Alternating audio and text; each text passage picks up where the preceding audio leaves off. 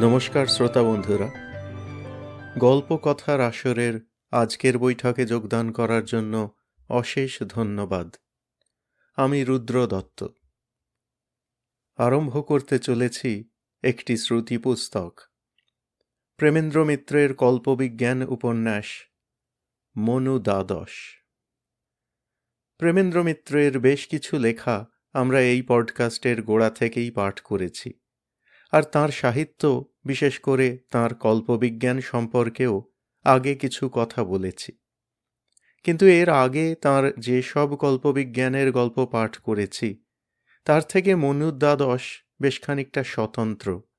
তাই এই উপন্যাসটি সম্পর্কে কয়েকটি কথা বলে নিয়ে পাঠ আরম্ভ করব।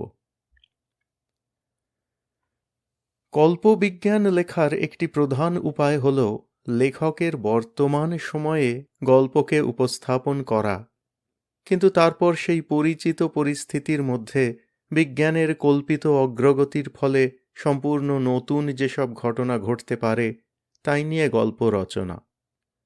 অন্য বহু লেখকের বহু গল্পের মতো প্রেমেন্দ্র মিত্র এই রকম গল্প প্রচুর রচনা করেছেন। শুক্রে যারা গিয়েছিল বলে তাঁর যে উপন্যাসটি, আর আকাশের আতঙ্ক আর সবুজ মানুষ প্রথম অধ্যায়, যে গল্প দুটি আমরা এই পডকাস্টে আগে পাঠ করেছি, সবগুলি এই পর্যায়ে পড়ে। ঘনাদার গল্পগুলিও তাই। কিন্তু কল্পবিজ্ঞানের আর একটি ধরন হল কাহিনীকে এমন এক জগতে, এমন এক বাস্তবের প্রেক্ষাপটে রাখা যা আমাদের পরিচিত জগৎ থেকে অনেক আলাদা। রূপকথার জগতের মতোই যে কাল্পনিক জগতের নিয়ম কানুন, সম্ভব অসম্ভব, আমাদের অপরিচিত, অজানা। পাশ্চাত্য সাহিত্যে অধুনা এই ধরনের শিল্পকে ওয়ার্ল্ড বিল্ডিং আখ্যা দেয়া হয়। তবে এই ধরনের কাহিনী রচনা বহুদিনই চলে আসছে। এই অচেনা পরিবেশকে চেনার ভিতরেই অনেক সময় থাকে এই ধরনের গল্পের অনেকটা উত্তেজনা, অনেকটা উপভোগ্যতা। মনু দ্বাদশ এই রকমই একটি কাহিনী। এই জাতীয় কাহিনী সৃষ্টি করা বোধ করি লেখকের পক্ষে বেশি আয়াসসাধ্য। পরিচিত পরিবেশে গল্পকে আরম্ভ করলে তার অনেক কিছুই পাঠকের আগে থেকেই জানা থাকে। তার মধ্যে পটভূমিকা হিসেবে যেটুকু প্রয়োজন ঠিক সেইটুকুই বর্ণনা করে লেখক গল্পে প্রবেশ করতে পারেন। যা কিছুর বিবরণ দেওয়া হলো না তা পাঠকের নিজের মন তার অভিজ্ঞতা থেকেই জুগিয়ে দেয়। কিন্তু সম্পূর্ণ ভিন্ন কাল্পনিক জগৎ সৃষ্টি করার সমস্যা এই যে গল্পের জন্য যতটুকু প্রয়োজন তার থেকে অনেক বেশি বর্ণনা না দিলে পাঠকের মনে সেই জগতের ছবিতে ফাঁক থেকে যায়, আর না হলে পরিচিত দৃশ্য দিয়ে পাঠকের মন সেই ফাঁক ভরিয়ে দেয়, যার ফলে গল্পকে অদ্ভুত অনভ্যস্ত পরিবেশে উপস্থাপন করার চেষ্টা অন্তত আংশিকভাবে ব্যর্থ হয়। তাই এই শ্রেণীর কাহিনীতে বর্ণনার স্থান অনেক বেশি। কাল্পনিক জগৎ আমাদের পরিচিত জগতের থেকে যত সুদূর, যত পৃথক, ততই সেই কাহিনী রচনা করা শক্ত। সেই হিসেবে মনু দ্বাদশ রচনা কঠিন কাজ, কারণ এই উপন্যাসের সময়কাল আমাদের অতি সুদূর ভবিষ্যতে। উপন্যাসের মুখবন্ধে প্রেমেন্দ্র মিত্র লিখছেন, আমাদের পুরাণে বলে 432 কোটি বৎসরে সৃষ্টি পিতামহ ব্রহ্মার একটি দিন, অনুরূপ দীর্ঘ তাঁর রাত্রি। ব্রহ্মার দিন মানে যে সৃষ্টির বিকাশ ও স্থিতি, তাঁর নিশায় তার বিলয়। ব্রহ্মার এক দিবসে আমাদের এক কল্প। এক কল্পে 14 মনু। আমাদের বর্তমান কাল 7ম মনু বৈবস্বতের অধীন বলে বর্ণিত। এই গ্রন্থের কাহিনী মানব শৈশবের কোনো অতীতকালের বৃত্তান্ত নয়। সুদূর ভবিষ্যতে বর্তমান মানব সমাজের সুদীর্ঘ ইতিহাসের ধারা সময়ের কুহেলি বিলীন দিগন্তে কিভাবে উপনীত হতে পারে তারই শঙ্কা বিস্ময় বিহ্বল অনুমিতি ও কল্পনা। কল্পসীমার দ্বাদশ মনু রুদ্র সাবর্ণী এ যুগের অধিপতি রূপে কল্পিত। মনু দ্বাদশ তাই এ কাহিনীর অভিধা। অবশ্য ওই 432 কোটি বৎসরের হিসেবটা ধরলে এই কাহিনীর ঘটনাকাল আমাদের বর্তমান সময়ের থেকে 100 কোটি বছরেরও বেশি ভবিষ্যতে বলে ধরতে হয়। প্রেমেন্দ্র মিত্র আক্ষরিক অর্থে তাই বলতে চেয়েছেন কিনা তা জানি না, কিন্তু মানুষের আজকের সভ্যতার অতি দূর পরিণাম তিনি দেখতে এবং দেখাতে চেয়েছিলেন তার সন্দেহ নেই। সেই ভবিষ্যৎ কিন্তু আলোকোজ্জ্বল সুখের ভবিষ্যৎ নয়। মানুষের সঙ্গে মানুষের ক্রমাগত বিভেদ বিদ্বেষের পরিণাম যে বিভীষিকাময় ভবিষ্যতের জন্ম দিতে পারে তা কল্পনা করার আতঙ্কই এই উপন্যাসের লক্ষ্য। ইংরেজিতে ডিস্টোপিয়ান ফিকশন, পোস্ট অ্যাপোক্যালিপটিক ফিকশন জাতীয় সাহিত্যের ইদানিং প্রচুর কাটতি। বাংলায় খুব বেশি যে এই রকম লেখা হয়েছে তা নয়, তবে 1964 সালে প্রকাশিত মনু দ্বাদশ প্রকৃত অর্থেই ডিস্টোপিয়ান সায়েন্স ফিকশন এবং কাল্পনিক পোস্ট অ্যাপোক্যালিপটিক জগৎ নির্মাণের এক আশ্চর্য নিদর্শন। আর সেই জন্যই সেই কাল্পনিক জগতের সময়কালের অধিষ্ঠাতা হিসেবে প্রেমেন্দ্র মিত্র নির্দিষ্ট করেছেন দ্বাদশ মনুকে, যিনি শিব ও পার্বতীর সন্তান, প্রলয়ের ইঙ্গিত যাঁর নামের মধ্যেই, সেই রুদ্র সাবর্ণী।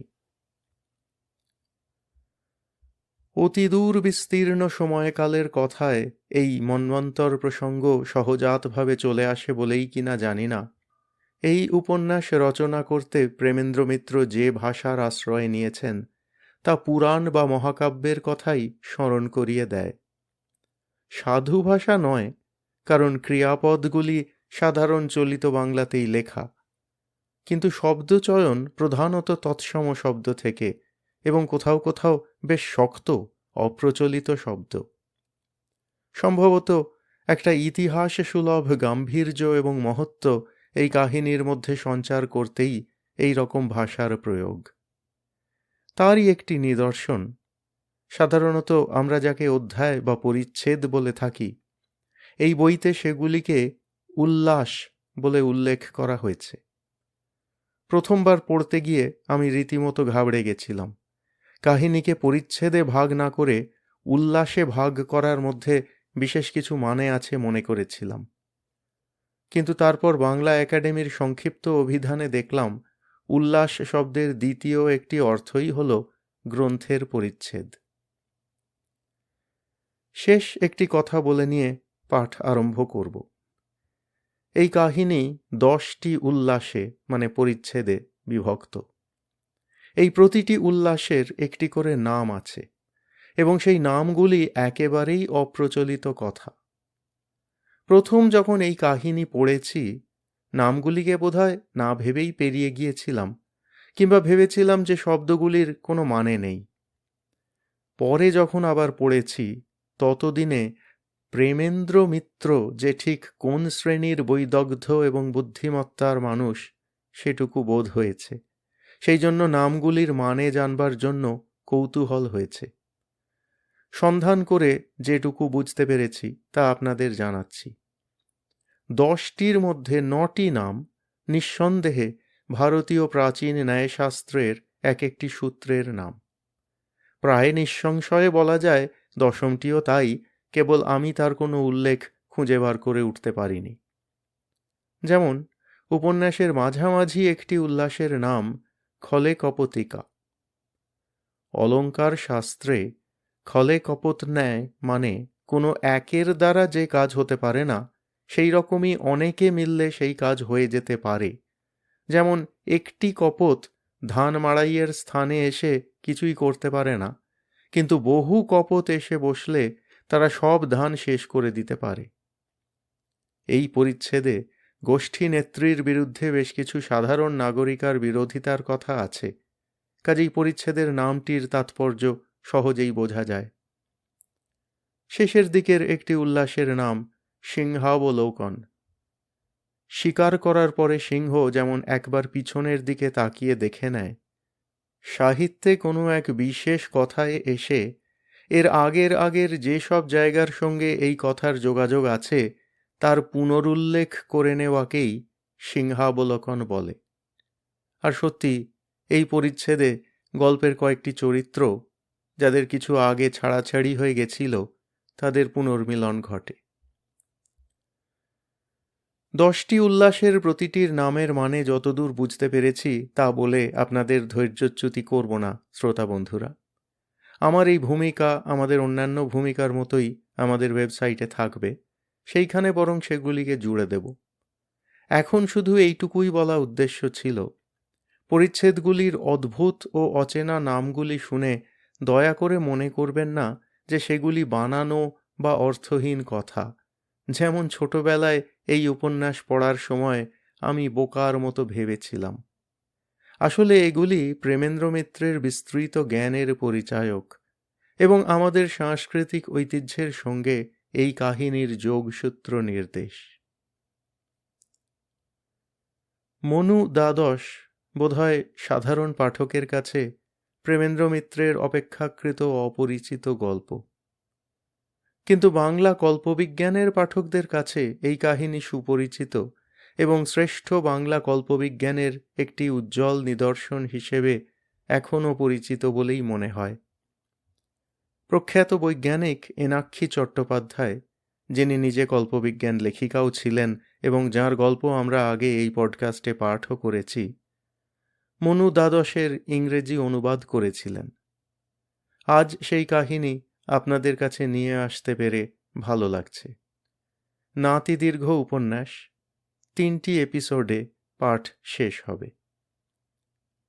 শুনতে থাকুন পাঠ, গল্পকথার আসরের শ্রুতিপুস্তক, প্রেমেন্দ্র মিত্রের কল্পবিজ্ঞান উপন্যাস মনু দ্বাদশ।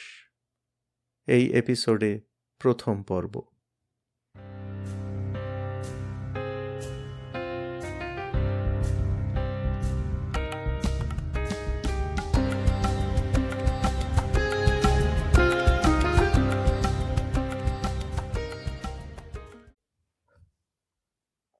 প্রথম উল্লাস।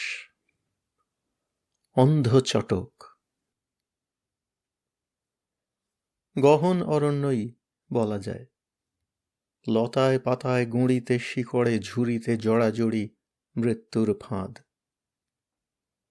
অরণ্য আর জলা। সন্ধ্যার লোহিতাভ আকাশ ঘন অরণ্যের পত্রজাল ভেদ করে তার উপর প্রতিফলিত। মনে হয় যেন অরণ্যের গা বেয়ে ফিকে রক্ত গড়িয়ে গড়িয়ে ওখানে জমা হয়ে আছে। অরণ্যের আবছা অন্ধকার থেকে একটা প্রাণীকে ছুটে এমনই একটা জলার ওপর ঝাঁপিয়ে পড়তে দেখা গেল। যেখানে জলা সেখানে আলোর তেমন অভাব এখনো নেই। প্রাণীটার আকার দেখে প্রথমে বোঝা যায় দ্বিপদ জীব কোনো, তারপর চেনা যায় মানুষ বলে। মানুষের প্রায় আদিম নগ্ন চেহারা, পশু চর্মের জায়গায় হাতে বোনা এক প্রকার বস্ত্রে যৎসামান্য কটিদেশ আবৃত। হাতে তার একটা হাতিয়ার গোছেরই আছে মনে হয়। অগভীর জলা। মানুষটা তার মধ্যে ঝাঁপিয়ে পড়ে কখনো সাঁতরে কখনো জল ঠেলে নিচের কাদার উপর দিয়ে যথাসাধ্য দ্রুত বেগে সভয়ে এগিয়ে যায়। সে কিছুদূর গিয়ে একবার ফিরে না তাকিয়ে পারে না।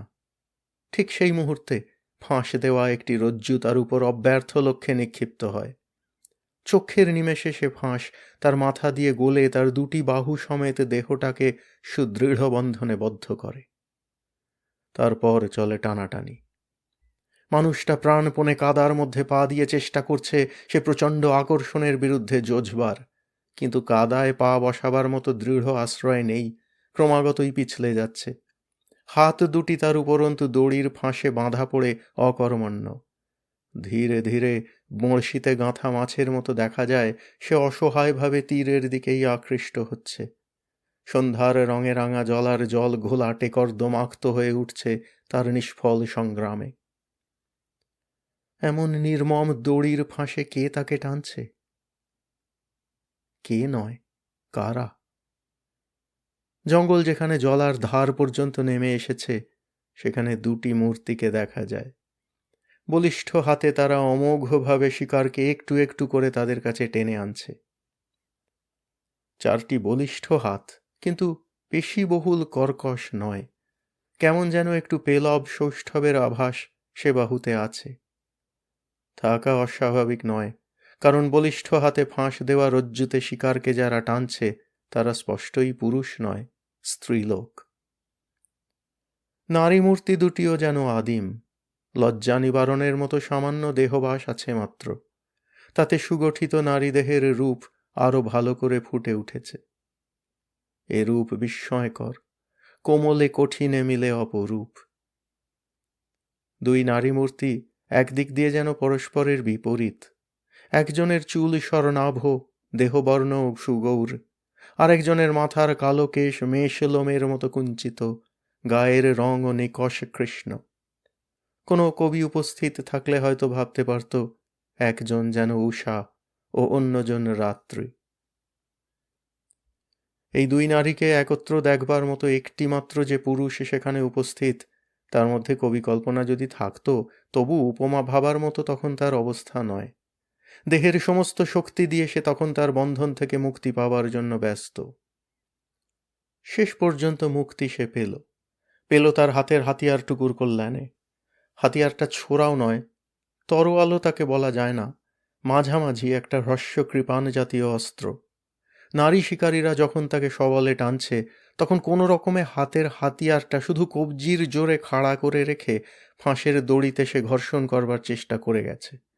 দড়িটার দু একটা বুনন কেটে যেতেই দেহের সমস্ত শক্তি সংগ্রহ করে বাঁধনটা সে ছিঁড়ে ফেললে। তারপর উন্মত্তের মতো হাত পা ছুঁড়ে সাঁতরে জলার অপর পারের দিকে এগিয়ে গেল।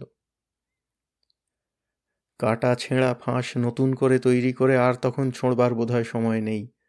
শিকারী মেয়ে দুটিকে কিন্তু শিকার ফসকে যাওয়ায় তেমন রুষ্ট বা হতাশ বলে মনে হলো না। ছেঁড়া ফাঁসের দড়ি গুটিয়ে নিতে নিতে দুজনেই তখন হাসছে খিলখিল করে। ফাঁসের দড়িটা গোটানো অবস্থায় কৃষ্ণা মেয়েটি কাঁধের উপর ঝুলিয়ে নিয়ে বলল, এটাও ফসকালো তাহলে? ফসকাবে না, শুভ্রা মেয়েটি হেসে বলল, বেরোবার সময় ওই অপয়ার নিকিটাকে দেখলাম যে। এ তোর অন্যায় নাশা, কৃষ্ণা মেয়েটি ভর্ৎসনার স্বরে বললে।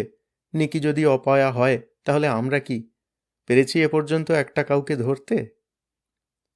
আমরা ধরতেই পারিনি, আর নিকি যে ধরেও ফক্কা। গৌরাঙ্গী নাশা হাসতে হাসতে হঠাৎ গম্ভীর হয়ে বললে, আমি তোকে বলে রাখছি লুনা, এই নিকি যে কি সাংঘাতিক মেয়ে, নেতামাও একদিন বুঝবেন। ওকে কিরকম আশকারা দেন নেতামা দেখেছিস তো, অথচ ওকে তো আখড়াতে জায়গা দেওয়াই উচিত নয়। ওর গায়ে কখনো গামা ঘা বেরোয়নি জানিস তো। কৃষ্ণকায়া লুনা কৌতুক ভরে নাশার দিকে তাকিয়ে হাসল শুধু। হাতের ধারালো কিরিচের মতো অস্ত্র দিয়ে জঙ্গলের জড়ানো একটা লতায় কোপ দিয়ে লুনা পথ পরিষ্কার করে নিলে। তারপর হেসে বললে, সেটা ওর কলঙ্কের বদলে সৌভাগ্যও তো হতে পারে। নেতামার কাছে ওই জন্যেই হয়তো ওর আদর। আবল তাবল বকিস নি লুনা, মাঝে মাঝে তোকেও আমার কেমন বেজাত লাগে। গামা ঘা যার নেই তার তো সমাজেই জায়গা হওয়া উচিত নয়, সে অচ্ছুত। কাফরামদের কার গামা ঘা নেই বা হয়নি বলতে পারিস? শুনেছি ইয়সফ আর প্রাভারদেরও গামা ঘা না থাকলে মান থাকে না। লুনা হেসে বললে, আর নেতামার কাছে এও কি শুনিসনি যে এককালে গামা ঘা কাকে বলে মানুষ জানত না? ওসব তো গাঁজাখুরি উপকথা।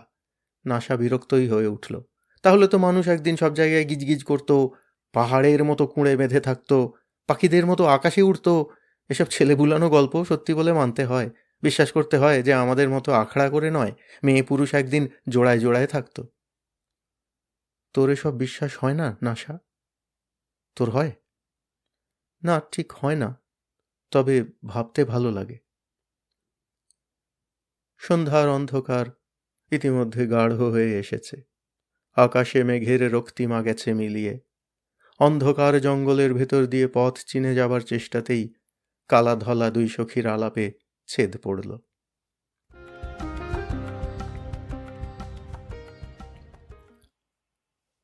দ্বিতীয় উল্লাস। অশোক বণিকা। ফাঁস দেয়া দড়ির বাঁধন ছাড়িয়ে যে মানুষটা জলা পার হয়ে গেছিল, তাকেও সন্ধ্যার অন্ধকারে জলার ওপারে ছুটতে দেখা গেল। জলের এপারে অরণ্য আর তত ঘন নয়, কিন্তু ক্রমশ ঘনায়মান রাত্রি আকাশ ও মাটি একাকার করে দিচ্ছে প্রতি মুহূর্তেই। এরকম অন্ধকারে বিপথে চলাফেরায় লোকটা যে অনভ্যস্ত নয় তা তার প্রায় স্বচ্ছন্দ দ্রুতগতিতেই বোঝা গেল, কিন্তু এ অঞ্চলটা তার বোধহয় অপরিচিত। অন্ধকারের মধ্যে অদূরে একটা ক্ষীণ আলো জ্বলে উঠতেই চমকে থেমে যাওয়ায় তা প্রমাণিত হল। আলোটা দেখে দ্বিধাগ্রস্তভাবে কিছুক্ষণ সে দাঁড়িয়ে রইল। একবার আলো যেদিকে দেখা গেছে তার বিপরীত দিকে কয়েক পা ছুটেও গেল সে, কিন্তু সেখানে আবার থেমে পড়ে কৌতূহল বশেই বোধহয় সন্তর্পণে আলোর দিকেই আবার অগ্রসর হল। আলো যেখান থেকে দেখা গেছিল কাছে যেতে সেটা ছোটখাটো একটা বসতি বলেই মনে হলো। অন্ধকারে কয়েকটি কুটিরের আয়তন শুধু বোঝা যায়।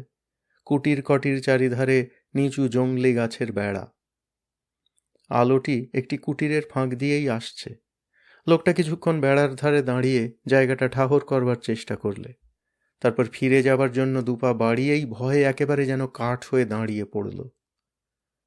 কে একজন বাইরে থেকে এদিকেই আসছে।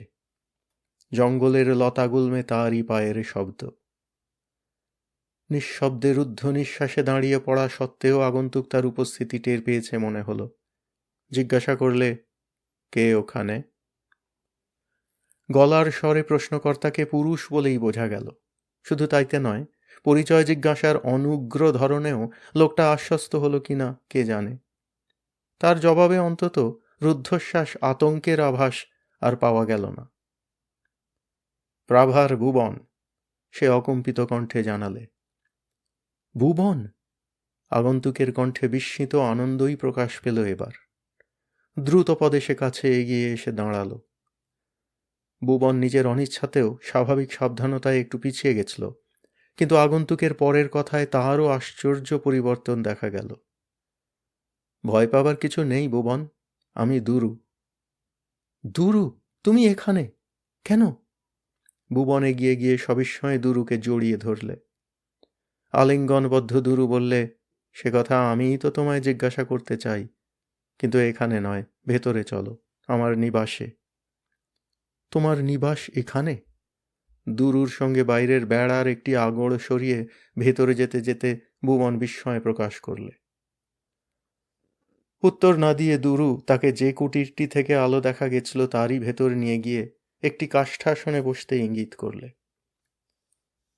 ভুবন কিন্তু বসল না। চারিদিকে অবাক হয়ে তাকিয়ে মাটি ও জংলি গাছের তৈরি সুনির্মিত ঘরটিকে পর্যবেক্ষণ করে বললে, বসব কি? এ তোমার নিবাস কি বলছো? প্রাভার শিবির থেকে তুমি নিরুদ্দেশ হয়ে গেছো আজ প্রায় ৫ম পূর্ণিমা। তুমি জঙ্গলে কোনো দুর্ঘটনায় মারা গেছো, বা কাফরামরা তোমায় ধরে নিয়ে মেরে ফেলেছে বা বন্দি করেছে, এই তো আমরা সবাই ভেবেছি। তোমার পর অবশ্য আজীব আর নন্দকও জঙ্গলে হারিয়ে যায়। শিবির থেকে দূরে কোথাও যেতেই আজকাল কেউ সাহস করে না। দুরু বাধা দিয়ে হেসে বললে, তাহলে তুমি এত দূরে আজ এসেছো কোন সাহসে? সে কথা সবই বলছি পরে, কিন্তু শিবির থেকে নিরুদ্দেশ হয়ে আর সেখানে ফিরে যাওনি কেন? এখানেই বা নিবাস নির্মাণের মানে কি? মানে শিবিরে আর ফিরে না যেতে চাওয়া। দুরু একটি কাষ্ঠাসনে ভুবনকে একরকম জোর করেই বসিয়ে তার পাশে জায়গা নিয়ে বললে, যারা নিরুদ্দেশ হয়ে গেছে ভেবেছ, সেই আজীব ও নন্দকও আমার সঙ্গেই এখানে আছে। তারাও এখানেই আছে? আমি তোমার কথা কিছু বুঝতে পারছি না দুরু। শিবিরে তোমাদের ওপর কোনো অত্যাচার কি উৎপীড়ন তো হয়নি? তবু কোন দুঃখে বা আক্রোশে এখানে এসে তোমরা লুকিয়ে আছো? লুকিয়ে আছি বলতে পারো অবশ্য, দুরু হাসল, কিন্তু দুঃখে বা আক্রোশে নয়, শুধু নিজেদের কাজ নির্বিঘ্নে করবার অবসর পাওয়ার জন্যে। শিবিরে আমাদের ওপর কোনো অন্যায় শাসন ছিল না। এখানে যা করছি তা সেখানেও করা যেত না এমন নয়, কিন্তু এমন নির্বিঘ্ন নিরুদ্বেগ শান্তি সেখানে পেতাম না। শিবিরে থাকবার একটা গোষ্ঠীগত দায়িত্ব আছে। আমাদের পরমায়ু কতটুকু আর, সে দায়িত্ব পালনের সময়টুকুও আর নষ্ট করতে চাই না। তা চাও না বুঝলাম। ভুবন অস্থিরভাবে এবার উঠে দাঁড়ালো। কিন্তু নির্বিঘ্নে যে কাজ করবার কথা বলছো সেটা কি? সেটা কি তা তোমার অনুমান করা উচিত ছিল। জ্ঞান হওয়ার পর থেকে তাই আমার নেশা। ওহ, তোমার সেই ইতিহাস উদ্ধার? ভুবনের গলায় বিস্ময়ের সঙ্গে অবজ্ঞার আভাসটুকুও পাওয়া গেল। হ্যাঁ, তাই। আমাদের প্রাভার শিবিরে এ নেশা হাস্যকর। একমাত্র ইয়সফদের কারো কারো এই নিরর্থক খেয়াল আছে বলে জানি। তাদের একজনের সঙ্গে ছাড়া আমার কোনোদিন এ বিষয়ে আলাপ করার সৌভাগ্য অবশ্য হয়নি। শিবিরে থাকলে এ নেশায় একাগ্র হয়ে থাকতে পারতাম না। আমার নিজেরই কর্তব্য বুদ্ধিতে বাধত। তাই এমন করে চলে এসেছি। তুমি না হয় ইতিহাস খোঁজবার নেশায় এসেছ, কিন্তু আজিব ও নন্দক, তাদের শিবির ছাড়বার কারণ? কারণ এক না হলেও একই জাতের। তবে আমার চোখ পেছনে, আর আজিব ও নন্দকের দৃষ্টি সামনে। আজিব চায় কাফরাম, প্রাভার আর ইয়সফ এই তিন শিবিরের মধ্যে ঘৃণা, সন্দেহ, শত্রুতা ঘুচিয়ে এক মিলিত সমাজ তৈরি করতে, আর নন্দক সে সমাজকে চায় বিলুপ্তি থেকে বাঁচাতে। একই হোক আর আলাদাই থাক, বিলুপ্তি ঠেকাতে পারবে না কেউ। প্রাভার শিবিরে গত 15 বৎসরে একটা শিশু কেউ দেখেনি, তা তো জানো। কাফরাম আর ইয়সফদের অবস্থা আরও শোচনীয়। শিশু একটা দুটো সেখানে জন্মেছে, কিন্তু তাদের বাঁচানো যায়নি। সুতরাং আর 15 কি বড় জোর 20 বছর বাদেই মানুষ নামে কোনো প্রাণী আর থাকবে না। দুরুর মুখে বুঝি একটু হাসি ফুটে উঠেছিল। তা দেখে একটু ঝাঁঝের সঙ্গেই ভুবন আবার বললে, হাসছ যে? আমাদের পরমায়ু আর কত বড়, বড় জোর 30 কি 35 বছর। এখন সবচেয়ে যারা ছোট তাদের বয়স 15-16। যদি আর নতুন জন্ম না হয় তাহলে খুব বেশি হলে 20 বছর এদের জীবনের মেয়াদ। তা হবে কেন? 60-70 এমনকি 80 বছরই বা বাঁচতে আপত্তি কি? আপত্তি কিছু নেই। দিনগুলো আরো বড় হয়ে রাতগুলো ছোট হলেও আপত্তি নেই, কিন্তু তা হয় না। হবে না কেন? তাও হয়। দুরু আবার হাসল। আমরা কিছুই জানি না। এই কুয়োর ব্যাঙের মতো যেখানে পড়ে আছি শুধু সেই জায়গাটুকু দেখেই সব বিচার করি। এখান থেকে অনেক অনেক দূরে এমন জায়গা থাকতে পারে, পারে কেন, আছে বলেই আমার ধারণা, যেখানে সারা বছরে কখনো দিন কখনো রাত ফুরোতে চায় না। এবার ভুবন হো হো করে হেসে উঠলে, বললে, এও তোমার ইতিহাস হাতড়াতে হাতড়াতে পাওয়া ধারণা নাকি? স্বপ্ন দেখতে চাও তো দেখো, কিন্তু কে না জানে এই অরণ্যের চারিদিকে প্রাকার গিরি, আর তারপরে শুধু অনন্ত সলিল। সে এমন সলিল যে কোনো নৌকা সেখানে ভাসে না, নুড়ির মতো ডুবে যায়। তাছাড়া দিন রাত্রির সেখানে প্রলয়ের ঝড় বইছে। হয়তো তাই, দুরু এবার গম্ভীর হয়ে বললে, কিন্তু আমাদের জানা কোনো মানুষ তো তা দেখে আসেনি। সুতরাং এই কল্পনায় যদি বিশ্বাস করতে পারি, ইতিহাস খুঁজতে গিয়ে যা পাই তাই বা একেবারে উড়িয়ে দেব কেন? কি পাও তোমার ইতিহাসে? ভুবনের গলা বেশ চড়া। যা পাই তা শুনলে আমাদের শিবির আমি বিদায় হয়ে গেছি বলে খুশিই হবে। ইতিহাসে যা পাচ্ছি তাতে বুঝতে হয় আমরা যেখানে আছি সেটা গোলাকার একটা বিরাট বর্তুলের অতি সামান্য একটু ছিঁটে ফোটা মাত্র। এই বিরাট গোলককে মানুষ বলতো পৃথিবী। এ পৃথিবী যে কত বড় তা আমাদের কল্পনারও বাইরে। তার এক জায়গা থেকে আরেক জায়গার তফাতও প্রায় সীমাহীন। তবু এ পৃথিবীর যেদিকেই যাও গোলাকার বলে আবার উল্টো দিক দিয়ে ফিরে আসা যায়। কোনো এক যুগে মানুষ নাকি তাও গেছে। তাও গেছে? ভুবনের হাসি এবার যেন থামতেই চায় না। কিন্তু মানুষ তো পিপিলিকা কি ক্রিকলাস নয়। পৃথিবী যদি গোল বর্তুল হয় তাহলে অন্য পিঠে গেলে নিচে মাথা ওপরে পা করে হাঁটবে নাকি? পড়ে যাবে না? যা জেনেছি তাই তোমায় বললাম। ইতিহাস খুঁজতে গিয়ে এ কথাও জেনেছি যে মানুষের পরমায়ু 70-80 এমনকি শতাধিক হতো। কোনোদিন বলবে মানুষের দুধারে পাখিদের মতো দুটো করে পাখাও থাকতো? দেখো দুরু, তুমি তো জানো আমি যাকে বলে যুক্তিবাদী। যা ধরা ছোঁয়ার বাইরে তার কোনো দাম আমার কাছে নেই। অবাস্তব গল্প নিয়ে মাথা ঘামানো আমি পছন্দ করি না। এখন বলো, তোমাদের এ নিবাসের খবর শিবির মুখ্যদের জানাবো কি না? ইচ্ছা করলে জানাতে পারো। তাহলে আবার কোথাও চলে গিয়ে ডেরা বাঁধতে হবে। কারণ শিবিরে আমরা ফিরব না, এখন অন্তত নয়। বেশ, ফিরো না। আর ফিরেই বা হবে কি? এখানেও যা হবে সেখানেও তাই। পিছনে তাকিয়ে যাই কল্পনা করো না, সামনে সব অন্ধকার। দুরু খানিক চুপ করে রইল। তারপর একটু হেসে বললে, তবু হাত পা গুটিয়ে বসে থাকতে তো পারবো না। তুমি তো পারছো না। এখন হঠাৎ নিজেদের এলাকা ছেড়ে এ অঞ্চলে কেন প্রবেশ করেছিলে বলো তো? শিশুহরণের আশায়? শিশুহরণ? ভুবন আতঙ্কের ভাব দেখালো। শিশু যদি কোথাও থাকেও, তবু কাফরামদের আখড়া থেকে চুরি করতে আসবে এত বড় বুকের পাটা প্রাভারদের কারো অন্তত নেই। তুমি তো জানো, আমাদের শিবিরে যেমন পুরুষ বেশি, ওদের আখড়ায় তেমনি সবই প্রায় মেয়ে। কিন্তু চেহারাতেই মেয়ে, আসলে কাল নাগিনী। না, শিশুর লোভে নয়, এসেছিলাম পরজের কোনো খোঁজ পাই কিনা দেখতে। প্রায় দ্বাদশ পূর্ণিমা আগে পরজকে কাফরামরাই অরণ্য থেকে ধরে নিয়ে যায় বলে আমাদের বিশ্বাস। নদীতে যেখানে সে জাল ফেলতে গেছিল, সেখানে তার পাদুকা ও কৃপাণ পাওয়া গেল। কাফরামদের আখড়ার আশেপাশে ঘুরে তার কোনো সন্ধান পাওয়া যায় কিনা তাই দেখতে গেছিলাম, কিন্তু আরেকটু হলে নিজেই বন্দী হচ্ছিলাম তাদের হাতে। নেহাত বরাত জোরে তাদের ফাঁস দড়ি ছাড়িয়ে এসেছি। ছাড়িয়ে এলে কেন? দুরু হাসল। বন্দী হয়ে ওদের আখড়ায় গেলে তো পরজের খবর আরো ভালো করে পেতে, ওদের সম্বন্ধেও অনেক কিছু জানতে পারতে। কাফরামদের বন্দী হতাম সাধ করে? ভুবনের চক্ষু বিস্ফারিত হয়ে উঠল। ওরা কি অকথ্য যন্ত্রণা দেয় তা জানো? ওদের মধ্যে পুরুষ নেই বললেই হয়। বাইরের পুরুষ ধরে নিয়ে গিয়ে তার সমস্ত রক্ত শুষে নিয়ে নিজেদের পুরুষদের গায়ে চালান করে, তারপর শুকনো ছোবড়ার মতো মানুষটাকে দগ্ধে দগ্ধে মেরে আর ওকে জারিয়ে রাখে। যুক্তিবাদীর মতোই কথা বলছো নিশ্চয়ই। দুরু হেসে আরও কি বলতে যাচ্ছিল, হঠাৎ বাইরে থেকে ব্যস্তভাবে আর দুটি মানুষ ঘরে ঢুকল। ভুবন সবিস্ময়ে বললে, আরে এই তো আজিব আর নন্দক। যাক, তোমাদের সঙ্গেও দেখা হয়ে গেল। আজিব ও নন্দককে কিন্তু অত্যন্ত উত্তেজিত মনে হলো।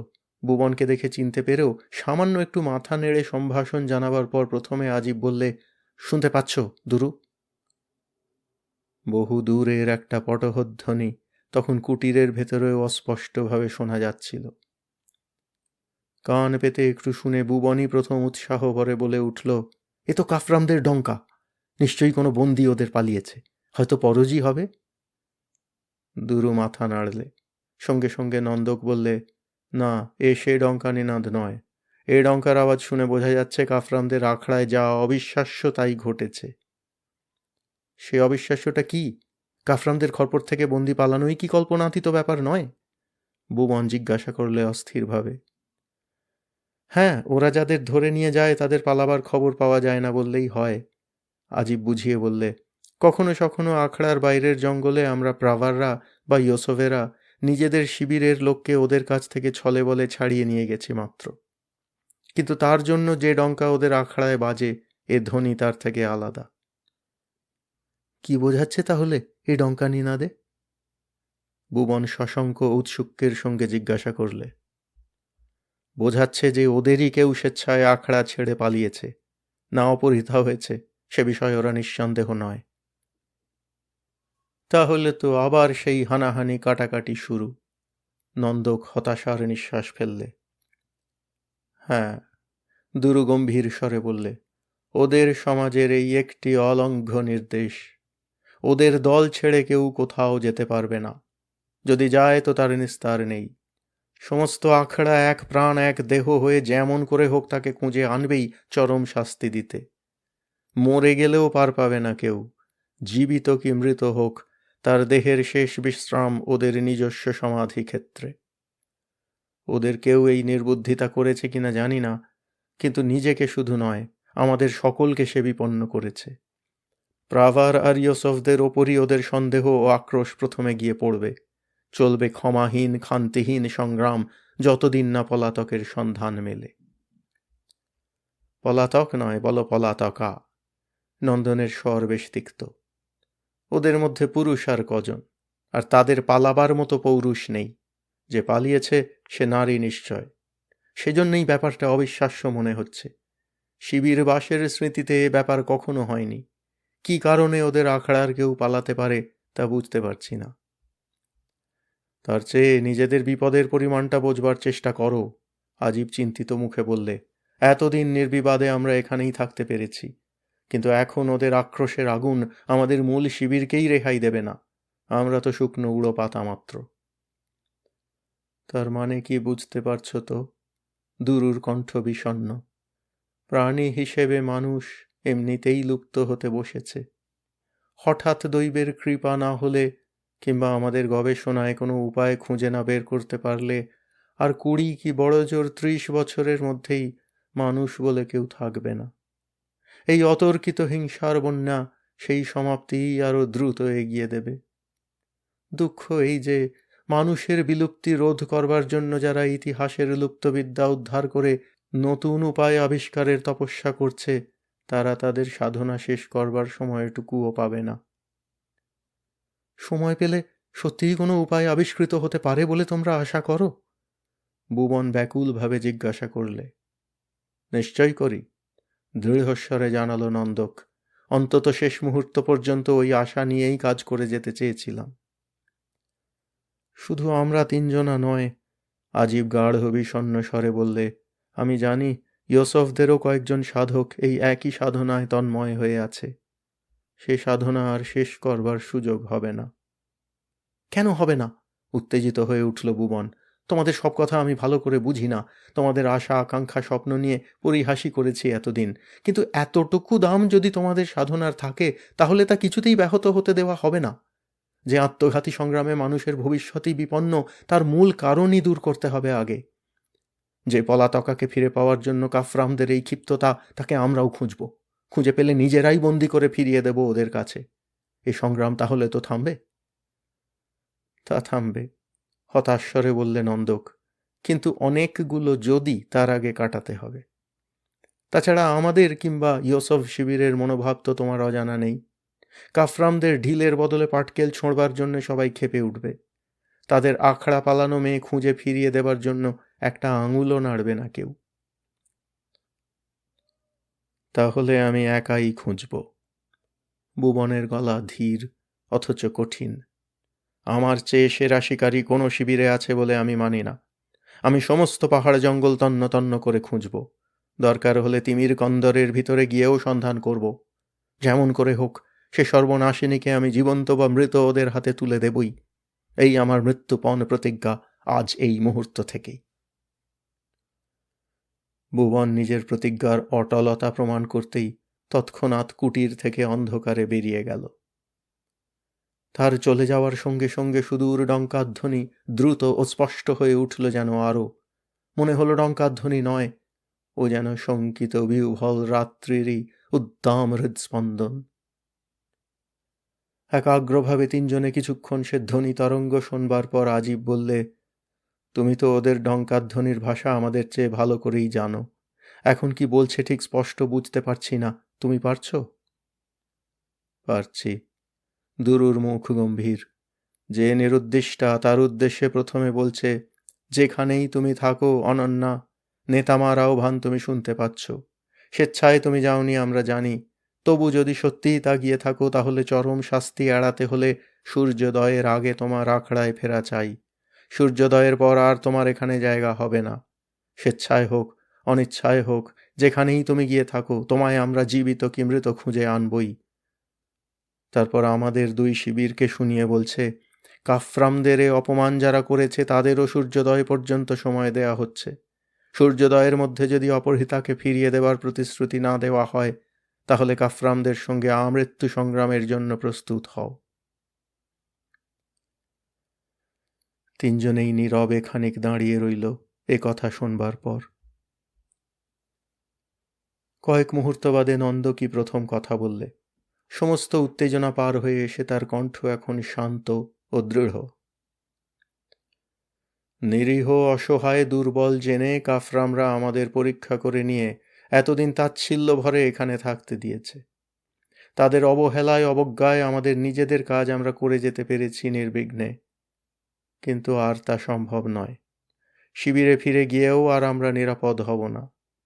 যে উন্মত্ত সংগ্রাম এবার শুরু হবে, তাতে দয়া ক্ষমা কোনো পক্ষেরই আর থাকবে না। আমাদের সামনে এখন দুটি মাত্র পথ খোলা। এক, এতদিনের সমস্ত সাধনা জলাঞ্জলি দিয়ে নিজেদের শিবিরের সঙ্গে এই সর্বনাশা সংগ্রামে যোগ দেওয়া। আর এক, কোথাও নিজেদের সম্পূর্ণ গোপন করে শেষ মুহূর্ত পর্যন্ত অসাধ্য সাধনের ব্রতে একনিষ্ঠ থাকা। বুঝলাম তোমার কথা, আজিব বাধা দিয়ে বললে, কিন্তু কাফরামদের দৃষ্টি এড়িয়ে লুকিয়ে থাকবার মতো কোনো জায়গা কোথাও আছে কি? আছে বলে মনে করি। নন্দন দৃঢ়স্বরে জানালে, ভুবনই তার ইঙ্গিত দিয়ে গেছে। তার মানে তিমির কন্দর? দুরু ও আজিব দুজনের কণ্ঠেই শঙ্কিত বিস্ময় ফুটে উঠল। হ্যাঁ, তিমির কন্দরই আমাদের একমাত্র আশ্রয়। এই কন্দরে মানুষের পা কখনো পড়েছে বলে কেউ জানে না। কাফরামদের উন্মত্ত আক্রোশও কন্দরের নিষেধ সংস্কার অতিক্রম করতে সাহস করবে না। আমাদের যেটুকু উপকরণ সম্ভব সঙ্গে নিয়ে আজ রাত্রেই সেখানে রওনা হতে হবে। কিন্তু আজিব তার শেষ কুণ্ঠিত প্রতিবাদ বুঝি জানাতে গেছিল, যেন তার প্রত্যুত্তরই জ্বলন্ত বহ্নিতীর হয়ে দূরের একটি কুটিরের উপর এসে পড়ল। দেখতে পাচ্ছ? নন্দক তীব্র স্বরে বললে, এই সংগ্রামে প্রতিশ্রুতি কি নীতির কোনো মূল্য নেই? আশ্বাস দিয়েও কাল সূর্যোদয় পর্যন্ত অপেক্ষা করতে কাফরামরা প্রস্তুত নয়। দূরের কুটির চূড়ায় আর একটা জ্বলন্ত তীর নন্দকের কথা সমর্থন করতেই এসে পড়ল।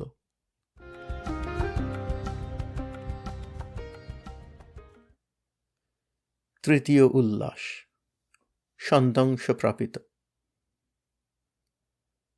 উত্তেজিত হলেও মনে মনে একটা অটল সংকল্প নিয়ে ভুবন অন্ধকারে বেরিয়ে এসেছিল।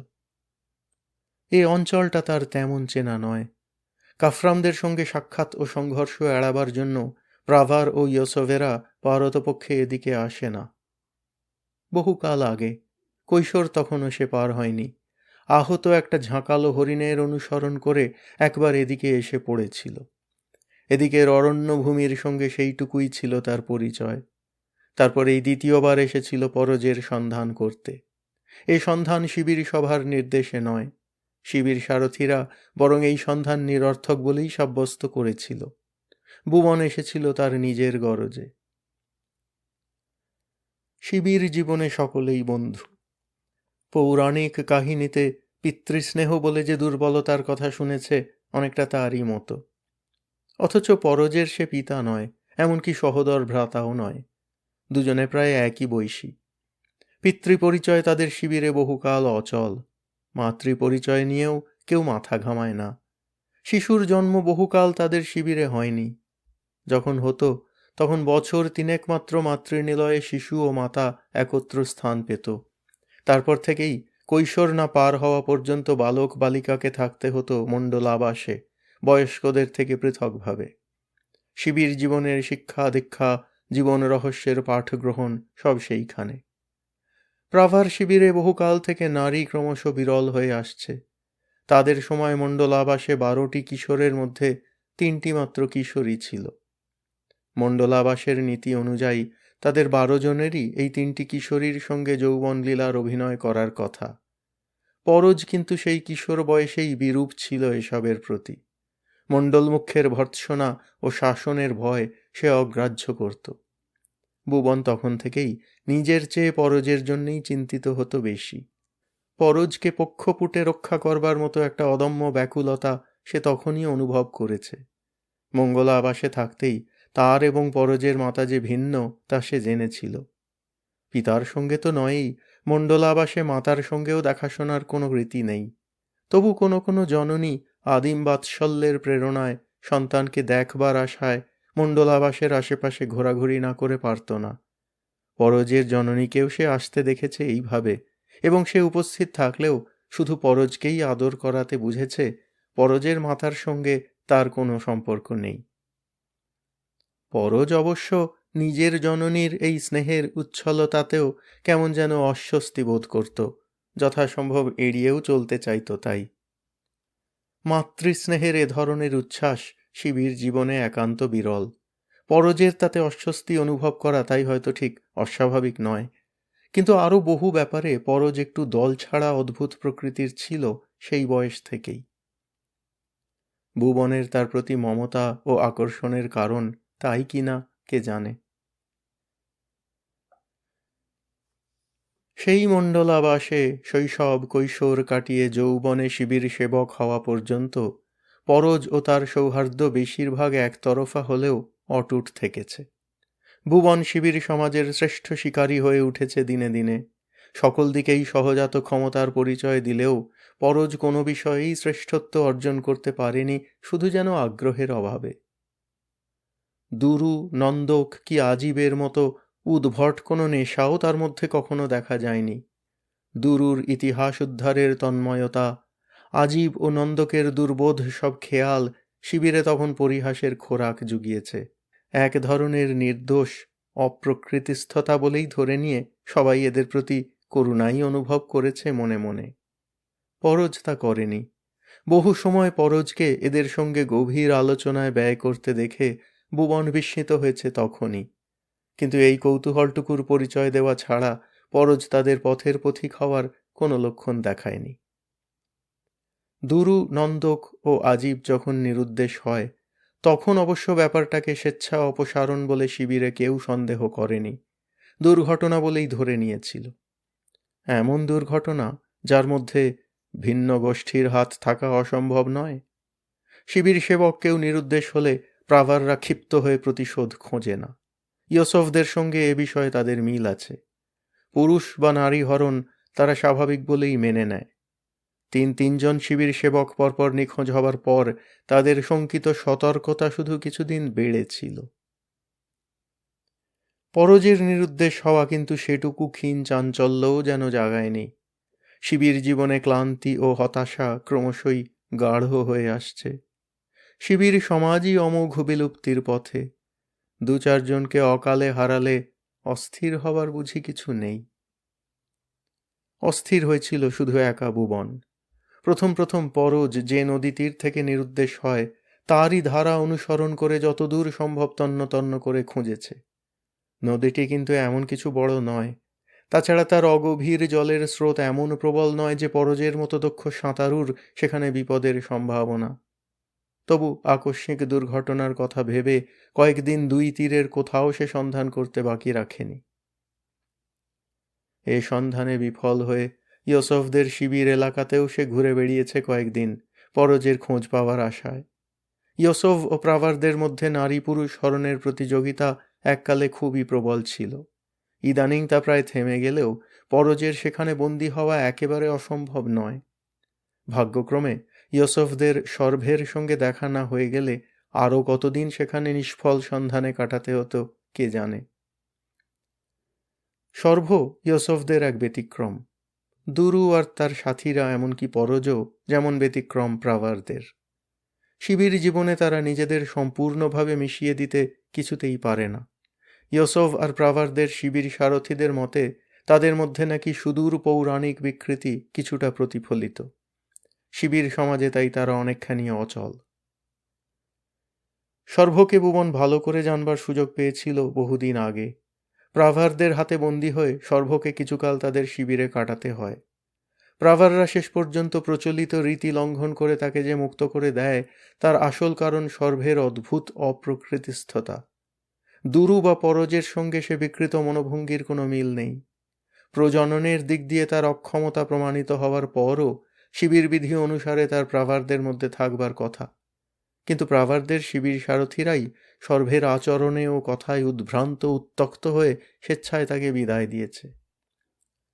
সত্যি সর্ভকে নিয়ে যেন হাস্য পরিহাসও ঠিক জমত না। অদ্ভুত অকল্পিত তার সব জিজ্ঞাসা ও জল্পনা। কেন এ সৃষ্টি? কি অর্থ জীবনের? জন্ম মৃত্যুর এ দুর্বোধ প্রবাহ কোথায় ধাবমান? মৃত্যুই কি সমাপ্তি? সত্য কি? শ্রেয়ই বা কি? এসব প্রশ্ন শুনতে ও তার বিচার করতে কোনো শিবিরেরই কেউ অভ্যস্ত নয়। এসব অবান্তর নিরর্থক বিচার নিয়ে হাসাহাসি করতে গিয়েও অনেকেই কেমন যেন যন্ত্রণা তীব্র অস্বস্তি অনুভব করেছে। শিবির সারথীরা সর্ভের সঙ্গে এসব আলোচনা অনুচিত বলে ঘোষণা করেছে। তবু বয়স্করা সর্ভকে এড়িয়ে চললেও মণ্ডল মুখ্যদের শাসন অগ্রাহ্য করে বয়ঃসন্ধিগত কিশোর কিশোরীরা শুধু অদ্ভুত কিছুর উত্তেজনাতেই তাকে অনুসরণ করেছে সময়ে অসময়ে। বয়স্কদের মধ্যে দুরু, আজীব ও নন্দককে সর্ভের সঙ্গে আলোচনা করতে দেখে কেউ অবশ্য তেমন কিছু মনে করেনি। বিস্মিত হয়েছে বুঝি পরজকেও মাঝে মাঝে সর্ভের সঙ্গী হতে দেখে। পরজ ও সর্ভ মিলিত হলে অবশ্য তর্কের ঝটিকাই উঠেছে সর্বক্ষণ। ভুবন উপস্থিত থেকেও সে তর্কের বিশেষ কিছু বোঝেনি। কিন্তু এই নিরর্থক বাক্য ব্যয় তার কাছে ক্লান্তিকর হলেও কি যেন একটা দুর্বোধ যন্ত্রণা জাগিয়েছে তার মনে। শেষ পর্যন্ত সর্বকে শিবির থেকে বিতাড়িত করার পর অনেকেই যেন স্বস্তির নিঃশ্বাস ফেলেছে। দুরু ও তার সঙ্গীদের অদ্ভুত সব নেশা সম্বন্ধে অন্তত উদাসীন হয়ে থাকা যায়। তাদের নিজের খেয়ালে থাকতে দিলে কারও কোনো লাভ লোকসান নেই। কিন্তু সর্ভের বেলা নির্লিপ্ত নির্বিকার থাকা যেন কঠিন। সর্ভের সঙ্গে আলাপ করবার চেষ্টা না করলেও তার উপস্থিতিটাই যেন মনের মধ্যে অস্বস্তিকর জিজ্ঞাসার ঢেউ তোলে। ইউসুফ শিবিরের আশেপাশে ঘোরাঘুরির সময় এই সর্ভের সঙ্গেই হঠাৎ দেখা হয়ে গেছিল। ইউসুফরা সমতল প্রান্তের সীমায় পার্বত্য ভূমির একটি নাতি উচ্চ টিলার ওপর প্রস্তর শিবির নির্মাণ করে থাকে। তাদের টিলার পাদদেশের দুর্গম অরণ্যভূমির এক প্রান্তে সেদিন সন্ধ্যায় সর্বকে নিশ্চিন্ত মনে একটি বৃক্ষের কর্তিত কাণ্ডের ওপর বসে থাকতে দেখে ভুবন বিস্মিত হয়েছিল।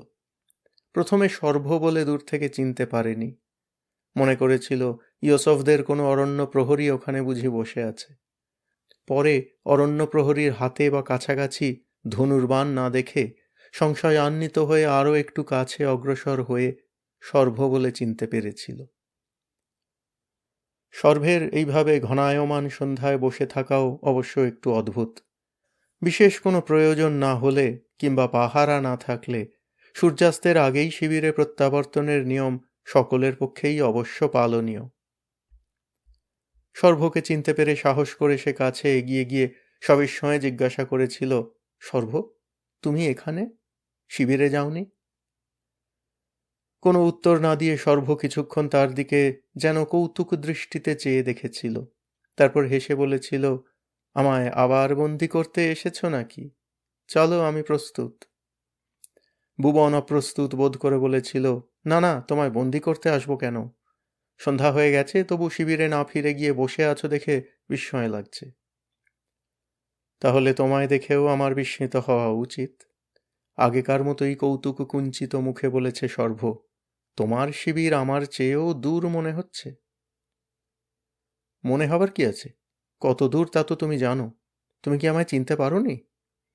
ভুবন সংশয় ভরে জিজ্ঞাসা করেছে। না, আমি কাউকে চিনি না। তোমাকেও চিনতে পারিনি, তাই বিস্মিত হইনি তোমার এখানে আসায়। বিস্মিত হওয়া আমি ভুলে গেছি।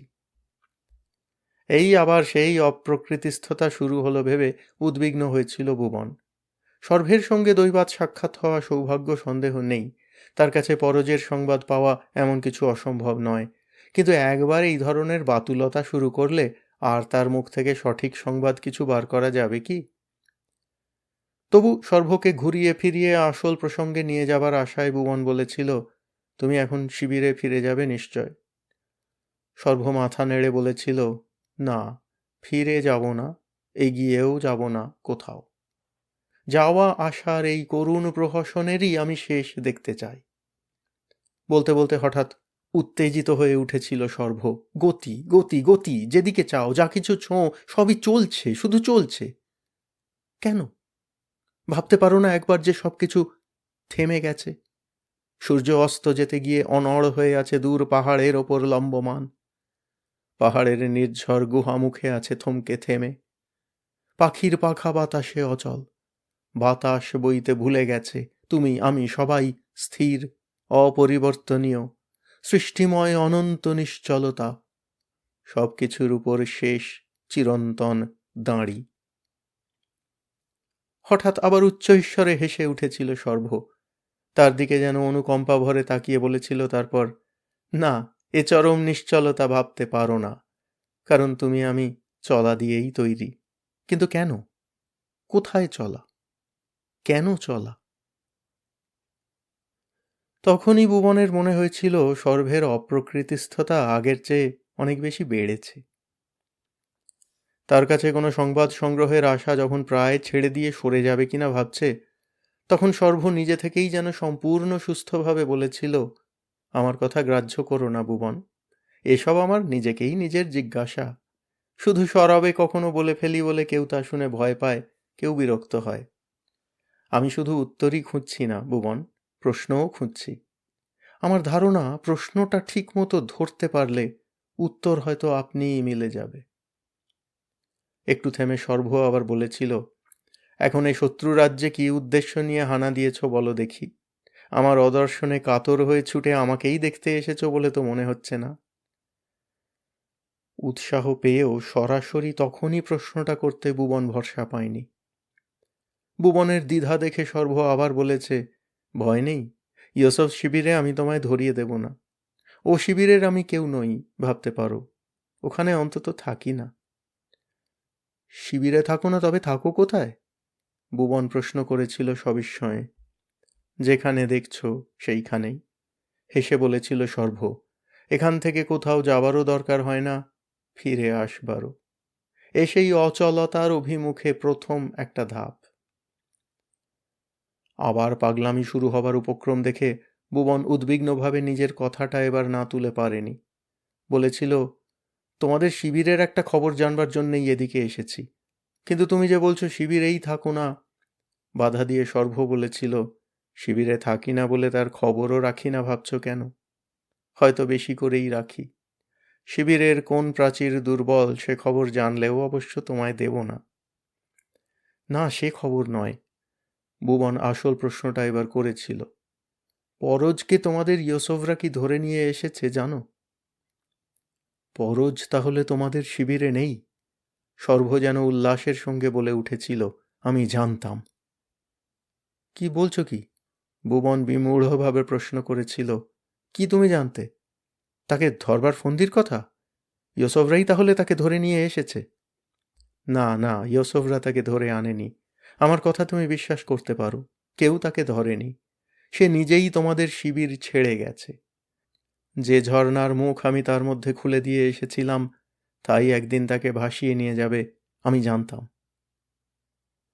এসব কথা পাগলের প্রলাপ বলেই মনে হয়েছিল ভুবনের।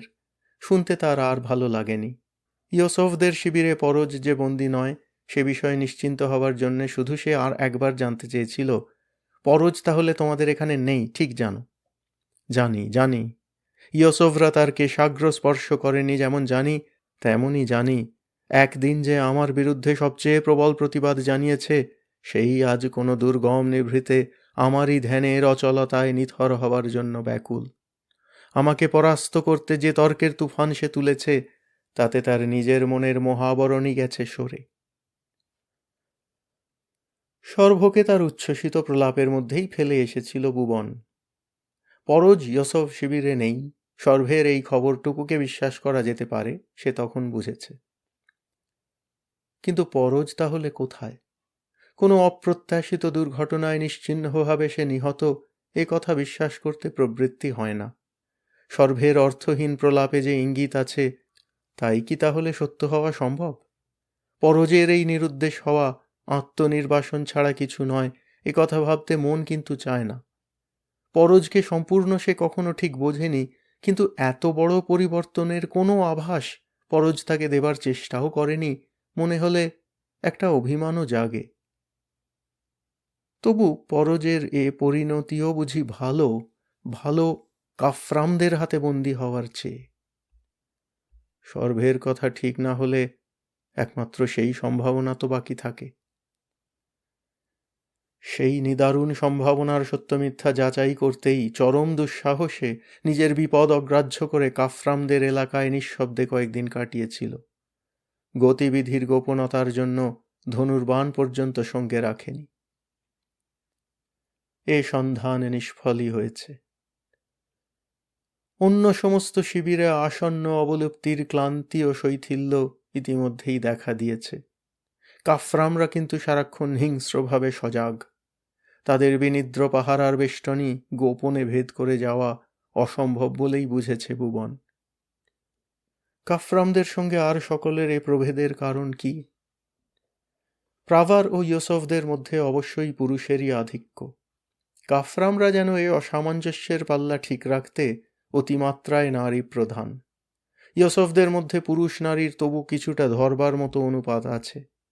প্রাভার আর কাফরামরা সম্পূর্ণ বিপরীত দিক দিয়ে। প্রাভারদের মধ্যে নারী যেমন অতি বিরল হয়ে এসেছে, কাফরামদের মধ্যে তেমনই পুরুষ প্রায় অনুপস্থিত। প্রধানত নারী সমাজ বলেই কি কাফরামদের বলিষ্ঠ প্রাণশক্তি এখনও এমন অক্ষুণ্ণ? কি বলেছিল দুরু? কাফরামদের হাতে স্বেচ্ছায় বন্দী হয়ে দেখলেও পারত। কি দেখত সেখানে? দেখবার কোনো সুযোগই কি আর পেত? পরজের সন্ধান বাইরে থেকে পাওয়ার যদি বা ক্ষীণতম আশা থাকে, একবার কাফরামদের হাতে বন্দী হলে একেবারে নিরন্ধ্রকার আজীবন। বিলুপ্তি রোধের দুঃসাধ্য দুর্বোধ কোনো সাধনা যে দুরুরা সত্যই করছে, এ বিষয়ে এখন আর তার মনে সন্দেহ নেই। কিন্তু সে সাধনার যত মূল্যই থাক, বাস্তব বোধ এই প্রকৃতির মানুষের কত অল্প তা সে ভালো করেই জানে। কাফরামদের হাতে বন্দী হওয়া মানে যদি শুধু সমাজ ভর্তা হওয়া হতো, তাহলেও তেমন আতঙ্কের বুঝি কিছু ছিল না। পুরুষ প্রধান বলে তাদের প্রাভারদের মধ্যেও শিবির বধূ আছে। তাদের জীবন শুধু মুক্ত স্বাধীন নয়, মর্যাদাতেও তারা অদ্বিতীয়া। শিবির কন্যা বা অপহৃতা যাই হোক, তাদের মধ্যে কোনো ভেদাভেদ নেই। কিন্তু কে না জানে, কাফরামদের হাতে বন্দী যারা হয়, তাদের জীবন পিঞ্জরাবদ্ধ পশুরও অধম। কাফরামদের নিজেদের পুরুষ ছাড়া আর কাউকে সেখানে সমাজ ভর্তা করা হয় না। বন্দী হয়ে যারা আসে, তারা সেই সমাজ ভর্তাদের কল্যাণে বলির প্রাণীর মতো ব্যবহৃত হয় মাত্র। কে জানে পরজ ইতিমধ্যে তেমনই হয়ে জীবন মৃতরূপে দিন কাটাচ্ছে কিনা। এখন সমস্যা কিন্তু পরজের উদ্ধারের চেয়েও আরও অনেক বড় কিছুর। সমস্ত মানব জাতির ভবিষ্যৎ সংকট শিখরে দুলছে। মানব জাতির ভবিষ্যৎ কথাটা মনে আসতেই একটা বিহ্বল বেদনা জাগে। সত্য মিথ্যা জানে না, কিন্তু একদিন শিবিরে থাকতে এই দুরুর কাছেই যেন পুরাণ কল্পনা শুনেছিল। মানব জাতি বলতে শুধু বিবাদমান 3টি নগণ্য শিবিরের কথা কেউ নাকি ভাবতে পারত না। বল্মিক স্তূপে যত কীট, ধরণীময় মানুষের বসতি নাকি তার চেয়ে জনবহুল হতো। রাত্রির আকাশে যত তারা, তত যোদ্ধা এক এক পক্ষে সাজত সংগ্রামের জন্য। তখন শুনে হেসেছিল, উপহাস করেছিল দুরুকে। এখন কেন যেন সে ইচ্ছে করে না। 3 শিবিরে সব শুদ্ধ মানব প্রতিনিধি কতজন এখন বর্তমান? বড় জোর বিংশতি। এই সংখ্যাও প্রতিদিন হ্রাস পাচ্ছে। যারা যাচ্ছে তাদের স্থান পূরণ হচ্ছে না নবজন্মে। এই অন্তর্বিরোধ যত তীব্র হয়ে উঠবে, মানব জাতির শেষ প্রতিনিধিদের সংখ্যা হ্রাস পাবে তত দ্রুত। বহুকাল কোনো নবজাতক কোথাও দেখা যায়নি। নবজন্ম যদি আর না হয়, তাহলে 30 বৎসরও আর কাটবে না। তার আগেই ধরনী মনুষ্যহীন হয়ে যাবে। দুরুদের সাধনা সার্থক কিনা তা জানবার অবসরও মিলবে না। না, আশার সেই ক্ষীণ দ্বীপটুকুকে কিছুতেই অকালে নিভতে দেওয়া চলবে না। যেমন করে হোক এ সংগ্রাম বন্ধ করতেই হবে। সম্ভব হলে নিজেদের ও অন্যদের শিবিরে গিয়ে জনে জনে প্রতিটি শিবির সেবককে বোঝাবার চেষ্টা করত। কিন্তু এখন সে চেষ্টা বৃথা। আঘাতের বদলে প্রতিঘাতের সংস্কার এমন মজ্জাগত, পরস্পরের হিংসা ঘৃণার ইতিহাস এত দীর্ঘ যে বিলুপ্তি নিশ্চিত জানলেও কেউ সংগ্রামে ক্ষান্ত হবে না। আর প্রাভার বা ইয়োসফদের যদি বোঝানো সম্ভব হয়, কাফরামদের নিরস্ত করা অসম্ভব। তাদের সমাজ জীবনের ভিত্তিই হল এই প্রতিহিংসার শপথ। একমাত্র অপহৃতা বা পলাতকা কাফরাম নারীকে প্রত্যর্পণ করতে পারলে এ হিংসার তাণ্ডব বন্ধ করা যেতে পারে। তাই সে করবে। প্রাভারদের শিবিরে কাফরাম নারী বন্দিনী হয়েছে এ কথা তার বিশ্বাস হয় না। ইয়োসফদের সম্বন্ধে একেবারে সন্দেহমুক্ত সে নয়। এই 2 শিবিরের কোথাও যদি সে বন্দিনী সত্যিই থাকে, তাহলে কোনো অনুনয়ে বিনয় শিবির সারথীরা তাকে ফিরিয়ে দেবে বলে বিশ্বাস হয় না। এ প্রত্যর্পণ শিবির ধর্মের বিরোধী। সুতরাং ভুবনকে অসাধ্য সাধনের জন্য প্রস্তুত হতে হবে। যদি অপহৃতা হওয়ার অনুমান সত্য হয়, তাহলে নিজেদের বা ইয়োসফদের শিবির থেকে বন্দিনীকে সে নিজেই হরণ করবে। তার শিকার নৈপুণ্যের এই হবে চরম পরীক্ষা। মনে মনে এই সব কথাই পর্যালোচনা করতে করতে ভুবন অন্ধকারে অপরিচিত বনপথের বাধা অতিক্রম করে এগিয়ে যাচ্ছিল। আপাতত তার গন্তব্য ইয়োসফদের শিবির প্রান্ত বলেই সে স্থির করেছে। প্রাভারদের চেয়ে সেই শিবিরে অপহৃতাকে পাওয়ার সম্ভাবনা কিছু বেশি। তাছাড়া এই সংকটে সর্ভের সঙ্গে সাক্ষাৎকারে কিছু লাভ হয়তো হতে পারে। তার প্রলাপ ভাবনা যত বিক্ষিপ্তই হোক, তার কাছে ইয়োসফ শিবিরের মনোভাব কিছুটা জানতে পারা সম্ভব। কোনো কোনো বিরল সুস্থ মুহূর্তে আশ্চর্য পথ নির্দেশও তার কাছে পাওয়া যায়। অরণ্য পথে বেশি দূর কিন্তু তার অগ্রসর হওয়া হল না। রাত্রির আকাশ যেন রক্তাক্ত ছুরিকায় বিদীর্ণ করে একটির পর একটি বহ্নি তীর তার মাথার উপর দিয়ে চলে গেল। এ তীর কারা ছুঁড়েছে তা বুঝতে দেরি হল না, কিন্তু কোথায়, কাদের লক্ষ্য করে সংগ্রামের এই সূচনা? দুরুদের বসতি ছাড়া আর কোনো লক্ষ্য তো এ তীর বর্ষণের হতে পারে না, কিন্তু এই নিরীহ নিরুপদ্রব তিনজন অসহায় সাধকের ওপরই এ প্রথম আক্রোশের আঘাত কেন? প্রতিশ্রুতি দিয়েও সূর্যোদয় পর্যন্ত অপেক্ষা করবার ধৈর্য যাদের নেই, এতকাল দুর্বল নির্বিরোধী বলে অবজ্ঞার পাত্র হিসেবে যারা বিবেচিত হয়েছে, তাদের ওপরই প্রথম অতর্কিত নির্মম আঘাত হানতে যারা দ্বিধা করে না, কোন পাশবিক জিঘাংসায় তারা উন্মত্ত? সমস্ত অরণ্যভূমি যেন সশব্দে তার প্রশ্নের উত্তর দেয়। আকাশ ধরণীতে আতঙ্কের শিহরণ তোলে কাফরামদের তীব্র তীক্ষ্ণ যুদ্ধোল্লাস ধ্বনি। কাফরামরা তাদের অভিযানে বেরিয়ে পড়েছে। শিকার অনুসরণের নিঃশব্দ সঞ্চরণ নয়, কল্লোলিত হিংসার প্রবাহ। দুরুরা এই দুর্বার স্রোত এড়িয়ে কোথায় পালাবে? কোনো আশা তাদের নেই জেনেও ভুবন তাদের বসতির দিকে ছুটতে শুরু করে। পদে পদে অরণ্যের বাধা, কিন্তু কোনো কিছুতে যেন তার ভ্রুক্ষেপ নেই। যেমন করে হোক এই কাফরাম বাহিনীর আগে তাকে দুরুদের বসতিতে পৌঁছতে হবে। দুরু, আজিব বা নন্দক কেউই সবল শস্ত্রধর নয়, হলেও কোনো সুবিধা অবশ্য হতো না। তাদের একমাত্র রক্ষা পাবার উপায় কোথাও আত্মগোপন করে থেকে এই দুর্বার প্রবাহকে সামনে এগিয়ে যেতে দেওয়া। ভুবন যদি সেইটুকু সাহায্য তাদের করতে পারে শুধু। কিন্তু সময় মতো তাদের পাশে গিয়ে দাঁড়াতে পারলেও আত্মগোপন করবার মতো কোনো আশ্রয় তাদের জন্য খুঁজে পাবে কি? খুব বেশি দূরে ভুবনকে যেতে হয় না। জ্বলন্ত কুটিরের অগ্নিশিখায় রক্তিম আকাশই তাকে দুরুদের বসতির পরিণাম জানিয়ে দেয়। এদিকের বনভূমির অনেকখানি সেই আগুনে আলোকিত হয়ে উঠেছে। স্তম্ভিত হতাশায় সেই দিকে চেয়ে থাকতে থাকতে ভুবন চমকে ওঠে। দূরের জ্বলন্ত বসতির রক্তাক্ত আলোকে দুটি দ্রুত ধাবমান মূর্তি ক্ষণিকের জন্য দেখা দিয়েই আবার অরণ্যের মধ্যে অদৃশ্য হয়ে গেল। ওরা কারা? একটি তো স্পষ্টতই নারী মূর্তি। এত দূর থেকেও তাকে পিঙ্গল কেশা বলে বোঝা যায়, কিন্তু তার সঙ্গী ওই পুরুষটিকে ক্ষণিকের দেখাতেও তার গতিভঙ্গি যে পরিচিত বলে মনে হলো, সে কি চোখের বিভ্রম?